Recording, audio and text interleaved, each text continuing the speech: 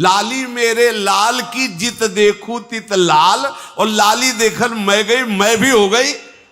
ये बात, हाँ ये बात, लाली मेरे लाल की जित देखूं तित लाल, और लाली देखन मैं गई तो मैं भी हो गई। ये खास बात है। आए ना, मैं भी हो गई। ही में न जान परे कान है कि प्राण है, कान भये प्राण में, प्राण भये कान में, ही में न जान परे कान। कौन बचा, कौन बचा? लाल, लालजू महाराज। एक रहे हो एक प्रभु। तुम्हें कुछ प्राप्त नहीं करना, तुम भगवत स्वरूप हो। बस ये राग छोड़ लो। अब ये हमारी बात, तुम्हें कुछ प्राप्त नहीं करना, ले बयास भरोसे कुंवर को। जा कहां रहे हो तुम? पीछे पीछे किनके डोल रहे हो? भोगों के, विषयों के। अरे धिक्कार, बात समझ। अगर क्षुद्र भोगों के लिए तू जा रहा है तो तू किनका दास है, गुलाम किनका है? कोई यहां दास नहीं है, यहां केवल स्वामी का ही स्वामित्व है। और हमारे स्वामी किसी को दास बना के नहीं रखते।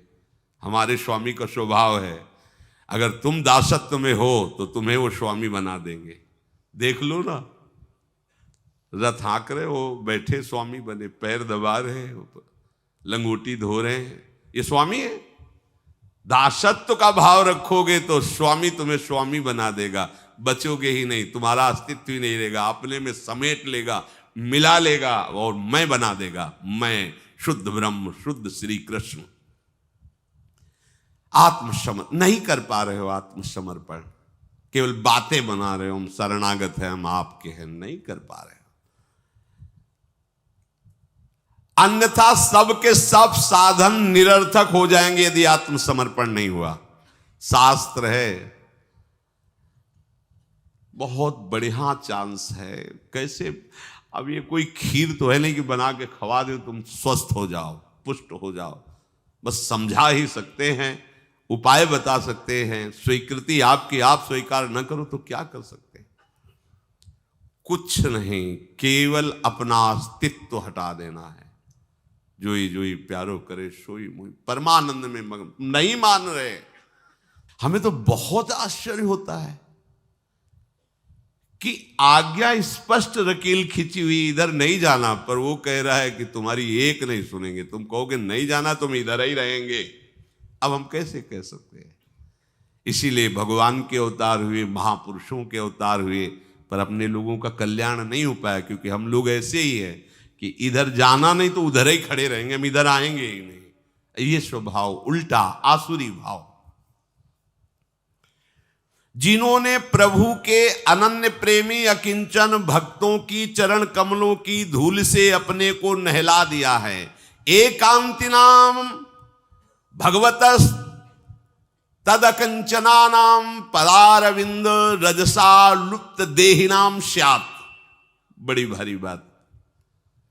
एकांतिनाम, जो भगवान के चिंतन में निरंतर डूबे हुए हैं, उन महात्माओं की चरण धूल में जिसने अपने को स्नान करा लिया, वही आत्मसमर्पण कर पाता है।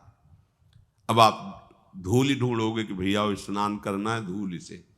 धूल का तात्पर्य है आपको अत्यंत दैन्य होकर उनकी आज्ञा में रहना है। देखो, हम जो बात कह रहे हैं उसको अंतर से समझो। धूल का तात्पर्य लौट जाना नहीं कि अभी लौट गए तो तुम्हारा आत्मसमर्पण हो जाएगा।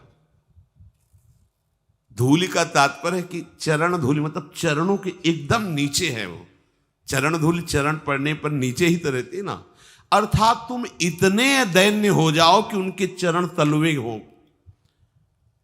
तुम्हारी कोई भी इच्छा, कोई भी बात कुछ नहीं, उनकी बात है, उनकी आज्ञा है, उनकी इच्छा है।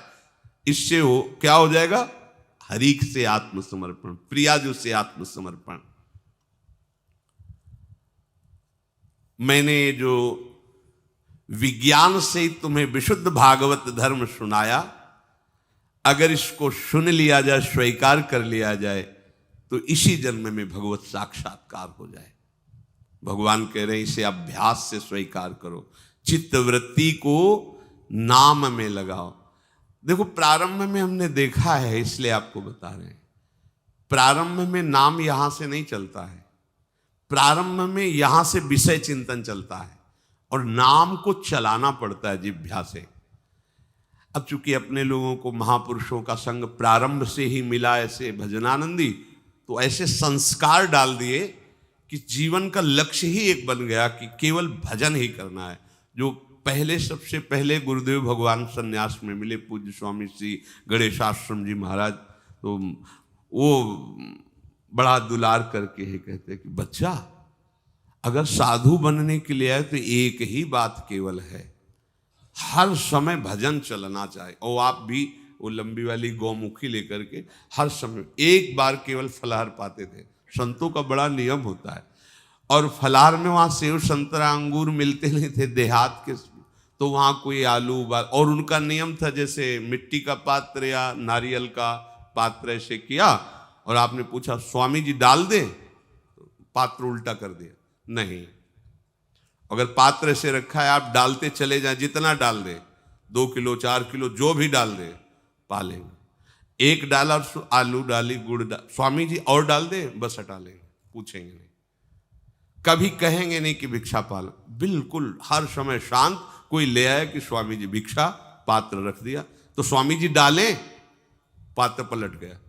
एक बार 24 घंटे मिले, हर समय भजन प्राण, उनके चरणों में ही लौटने को मिलता, उन्हें वहीं रहने को। बस उठ बच्चा, रात के 2 बजे, उन्हीं की कृपा से संस्कार बने, भले बीमार रहे, भले कैसी परिस्थिति, 2 बजे खत्म, नींद का कोई आवेश नहीं, प्रमाद की कोई गुंजाइश नहीं, पूरा जीवन हो गया उन्हीं की कृपा से। 2 बजे उठ बच्चा, ले माला, बैठ जा, नाम जप कर, नाम।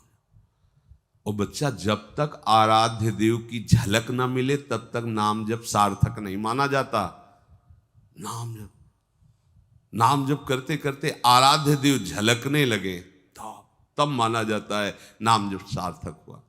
पूज्य श्री सदगुरुदेव हुआ ने जब निज मंत्र दिया, कुछ दिन बाद पूछा निज मंत्र कहां से चलता है, यहां से चलने लगा। महाराज जी यहां का तो अभी अनुभव नहीं किया, अभी तो आज्ञा चक्र में ऐसा लगता है कि राउंड एकदम घूम रहा है आज्ञा चक्र। यहां से, यहां का तात्पर्य होता है एकदम मानसिक शांत, बेटे हृदय से चल रहा है। अब भजन करना थोड़ी है, वो तो चल रहा है। अब आज ही आप शुरू कर दो कि हृदय में, तो 1 मिनट के बाद वो भगा देगा, संसार में घूमते रहोगे, कुछ नहीं हाथ लगेगा। प्रारंभ जवान से करो, ओठ बंद और निरंतर अभ्यास, बहुत बढ़िया अवसर है। मंत्र न चले नाम चला लो, नाम न चले तो चतुरासी जी गुनगुनाने लगो। बिल्कुल अवसर मत दो जैसे दुश्मन नीचे गिर पड़ा है, आप ऊपर चढ़े हो, अब उसको ऊपर आने का अवसर मत दो।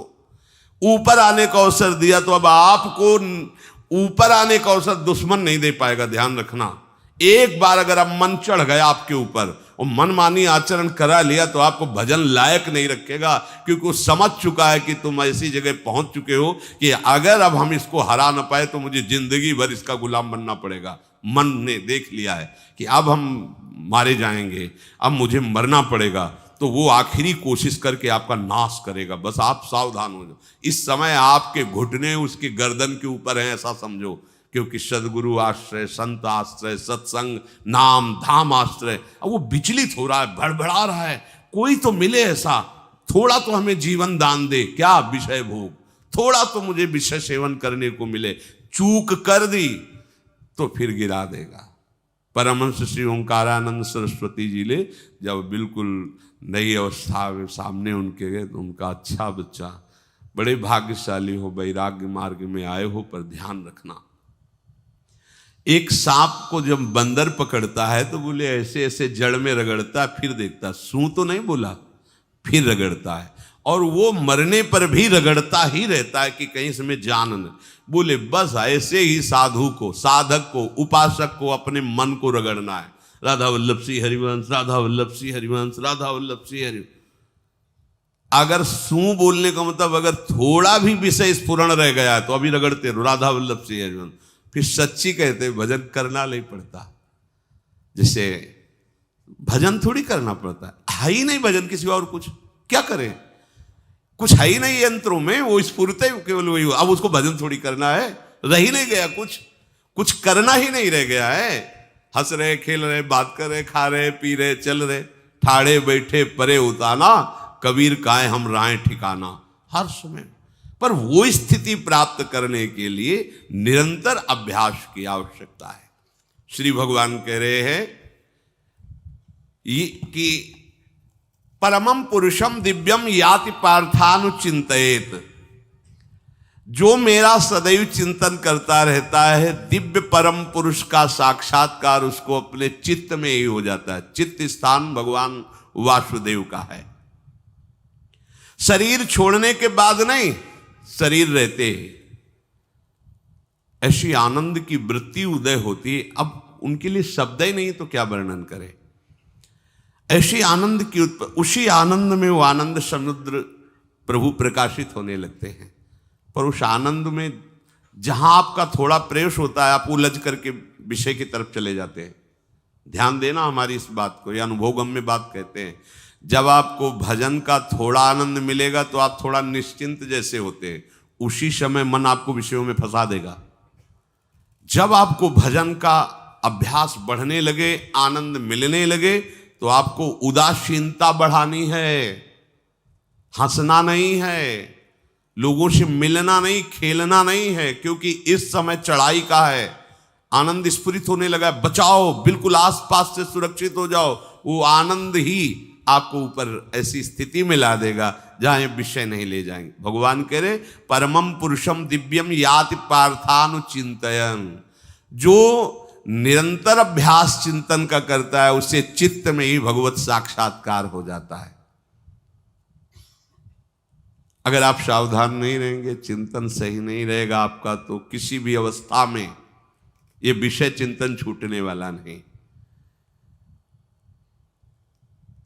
अभी हमारे पास अवसर है, अभी हमारे पास समय है, चूको मत।